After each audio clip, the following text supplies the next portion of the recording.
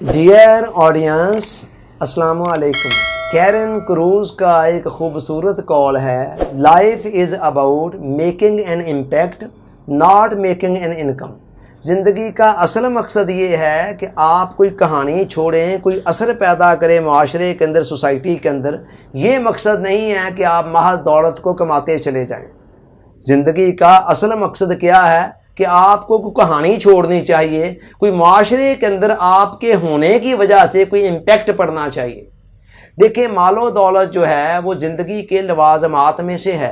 इसके बगैर आप ज़िंदगी के सफ़र को जारी नहीं रख सकते हैं। ये हमारी ज़िंदगी की इंतहाई अहम ज़रूरत है और इसके बगैर गुजारा ही नहीं है। मगर मसला ये है कि मालो दौलत ज़िंदगी का एक तकाजा तो है, मगर ये ज़िंदगी का मकसद नहीं है। ज़िंदगी का मकसद कुछ और है। ज़िंदगी का मकसद ये है कि इंसान अपनी ज़ात के खौल से बाहर निकल कर मादियत के दायरे से ऊपर उठकर इंसानियत के लिए सोचे, फलाह माशरा के लिए सोचे और दूसरों की बेहतरी फलाह बहबूद के हवाले से सोचे। मियाँ मोहम्मद बख्श साहब का क्या खूबसूरत शेर है कि लख हज़ार बहार हुसंदी अंदर खाक समानी, अजई प्रीत लगा मोहम्मद जगते रवे कहानी। कि बंदा जग पर कोई कहानी छोड़कर मरे, कोई ऐसा काम करके मरे कि मरने के बाद लोगों की याददाश्त के अंदर वो जिंदा रहे और अपनी कब्र के अंदर भी जिंदा हो। आम लोगों का हाल क्या है?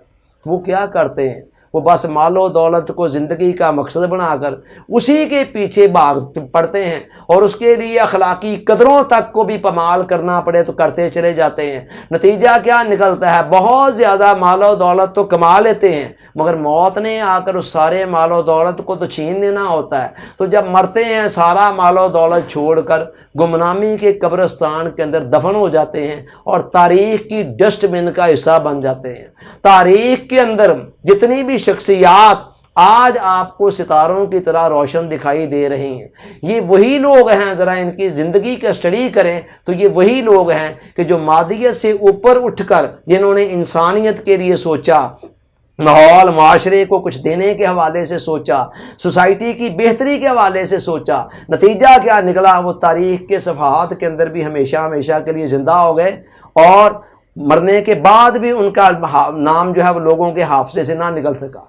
यही बात कैरन क्रूज कह रही है कि ठीक है, मालो दौलत को भी कमाना होगा, ये भी एक ज़िंदगी का हिस्सा है, मगर ज़िंदगी का असल मकसद ये नहीं है। असल मकसद ये है कि आप कोई ऐसा काम कर जाएं कि आपके मरने के बाद भी वो लोगों को नफ़ा दे रहा हो, माहौल के लिए, सोसाइटी के लिए किसी ना किसी खैर और बेहतरी का बायस बन रहा हो, जिसको इस्लाम के अंदर सदका जारिया कहा जाता है। Thanks for watching.